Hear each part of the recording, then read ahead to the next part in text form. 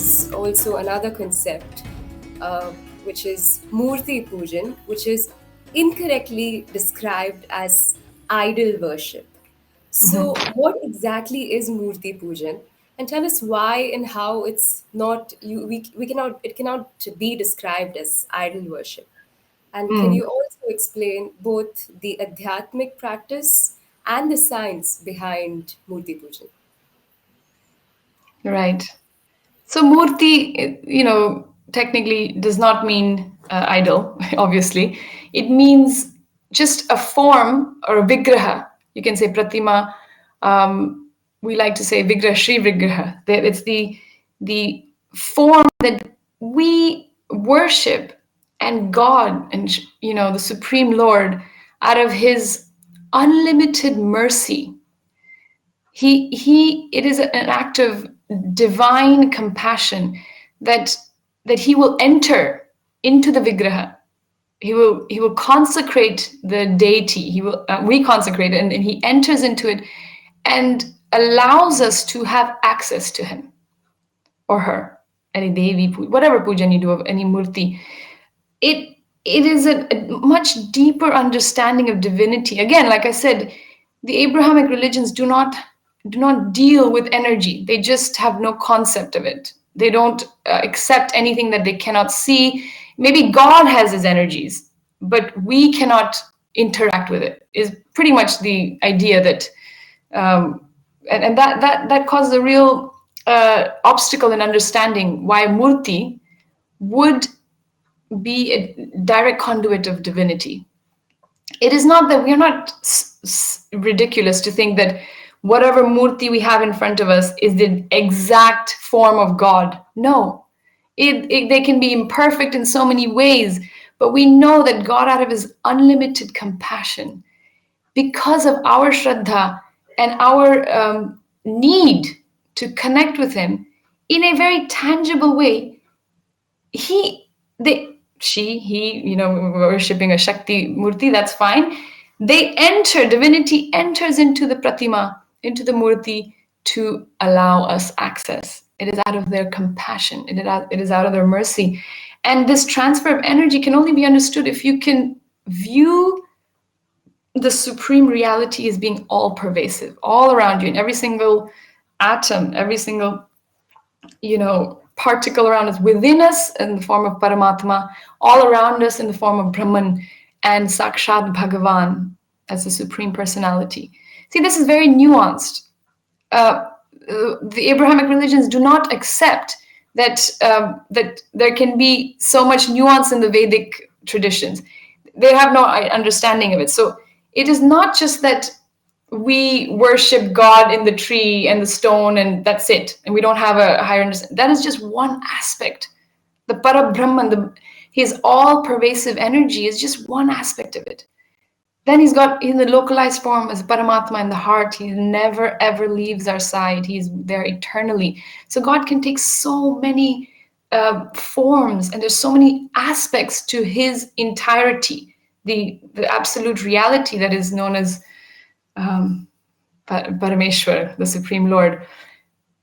So my point was that if you don't have access to that energetic transfer and the power of the that God can express himself in any way he chooses, depending on our shraddha, depending on our power to call upon him.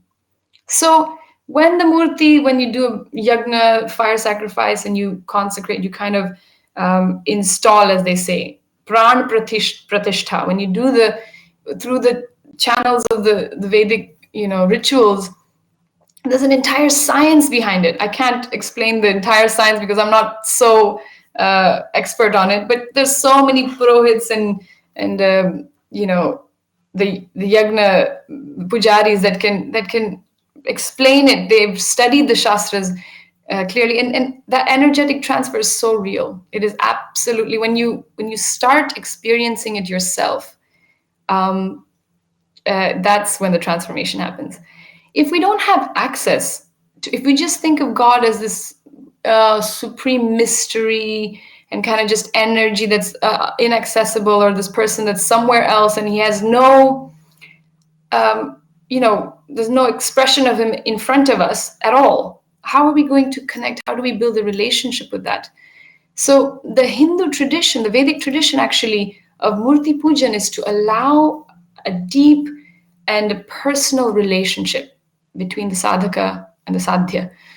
And you can see it in a simple interaction. Even my children, they now, they know that when we cook something, we take the food and we go and offer it to Krishna, to Lala, to Laddu Gopal. And in their mind, the samskara is formed. It's so deep that, oh, this little Lala, this little Gopalji is an expression of the supreme divinity. And he's so kind. He's so kind. Even though I've made this very imperfect meal, he's going to come. He's come and sitting in front of me, and actually he's going to eat this. We may think it's quite silly and naive, but actually the samskara for that child is so deep. And the faith that it builds, that God, Krishna is everywhere. He's all around me and he loves me and he accepts what I am. He accepts what I have to offer. So it's an offering of love and it facilitates a bond between the person, the worshiper, and the worshipped. Otherwise, there's no access. Where is the access? God is there. We are here. Complete. There's a disconnect. There's a disconnect. And then, how deep, to me, I mean, there's no, it's as if like, okay, you have a mango and you just think about the concept of a mango. You may read about it. Okay, mango, they're sweet, there's a little bit tangy, but until you've actually tasted a Kesar, Junagadh mango or an Alfonso, until you've actually put it in the mouth and had that explosion of flavor in your mouth, it is an incomplete experience until then. It's an incomplete experience with anything. You may have a concept of a child, you may have a concept of love between a mother and a child, but until you become a mother, that is just a concept. Until you actually physically can engage in a relationship, not just the physicality of it, it helps to transcend the layers that are all around us.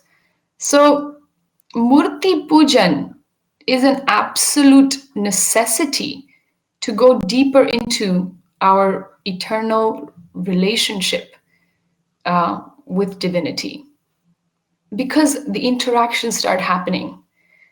You won't believe it, because you will think this is just hodgepodge, blind faith, this BS.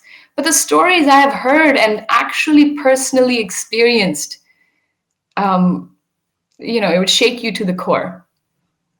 The Supreme Person can become present in anything.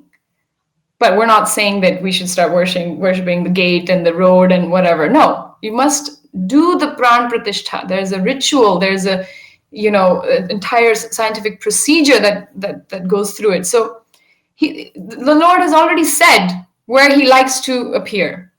The tulsi plant, the shalagram shilas, they are energetically extremely powerful.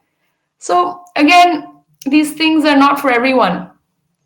It's not for everyone. Even amongst our own Hindu brothers and sisters, it's not for everyone.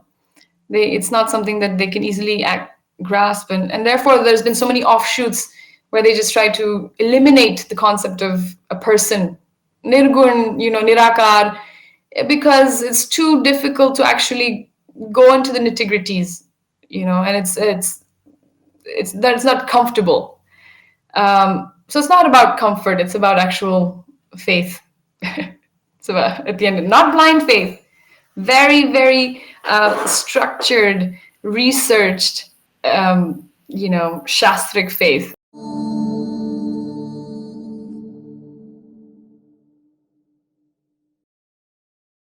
Please remember to subscribe to us and switch on the notifications for this channel. For our other social media links, more content, and to support our work, please visit citti.net. Dhanyavad. Namaskar.